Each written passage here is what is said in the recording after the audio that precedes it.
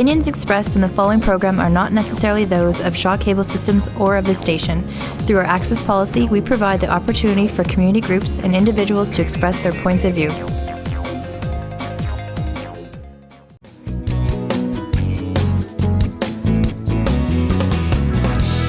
You are watching Lit Happens, Saskatchewan showcase of the literary talent of the province. And this is going to be a truly unique episode, probably one of the best ever, because today we have Ed Onishenko with us and a couple of other people who worked with him on his book. We also have Deidre Evans, his illustrator, and Fawn Nielsen, his editor. And they put a children's book together that is going to be way more than just for the kids market. And we're going to talk about that. But first, I'd like to welcome you all to the show. It's just spectacular to have you here.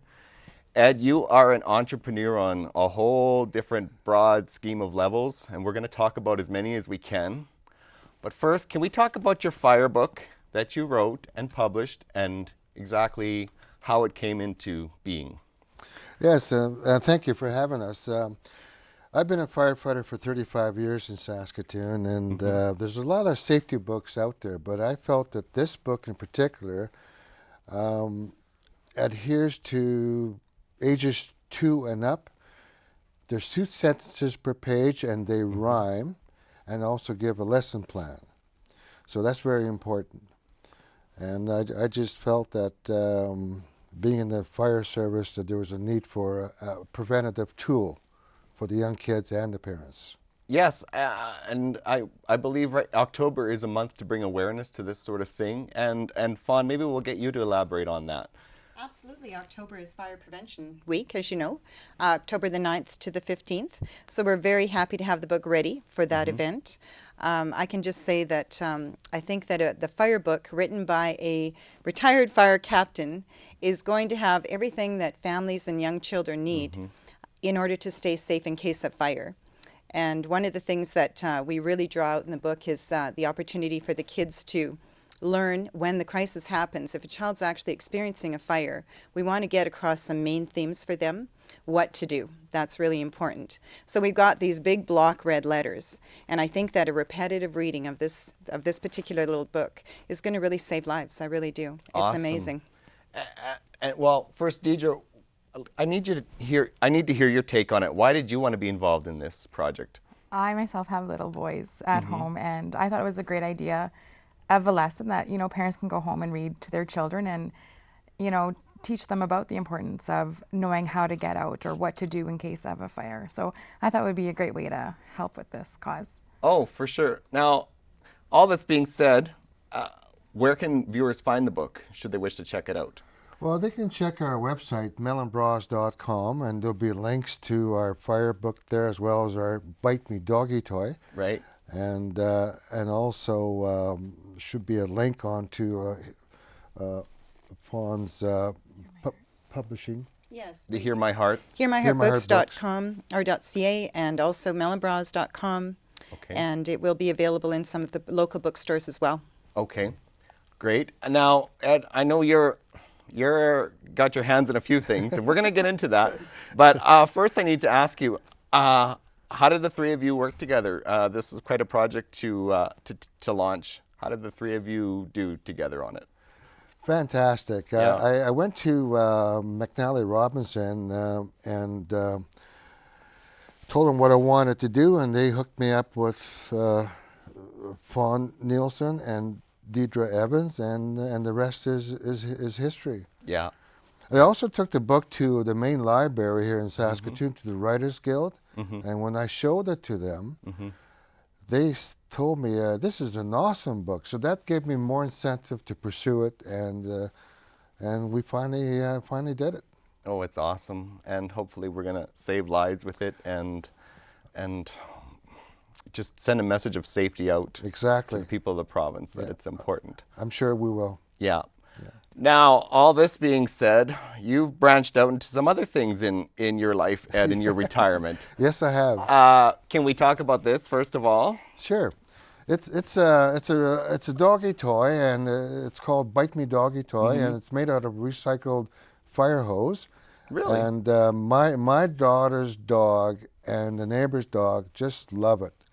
They bite at each end and play what they call tug of war.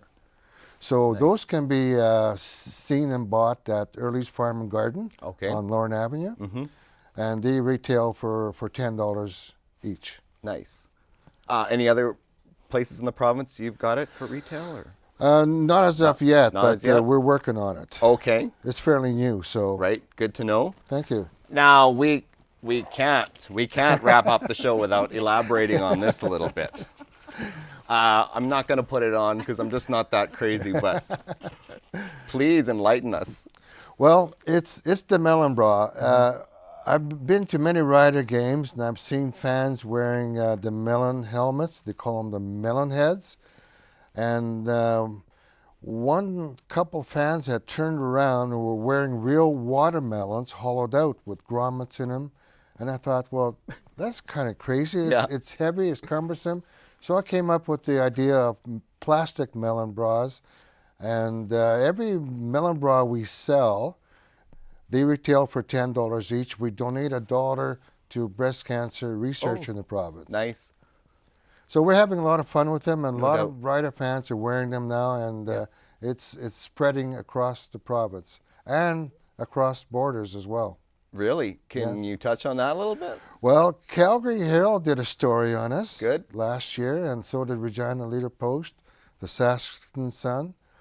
Mr. John Gormley talked about my melon bras, and so did Brent Lausch, the CKOM. Good.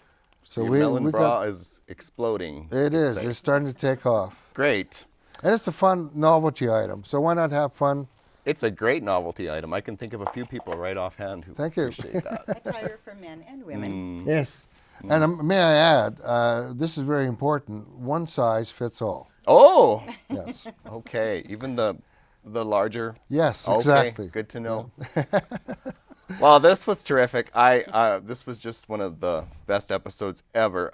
I think what we need to do is just remind the viewers of your websites again, because we talked about some pretty spectacular stuff here today. So again, your website, Ed? melonbras.com or melonbras.ca. We have both. Okay. And the See a Book website?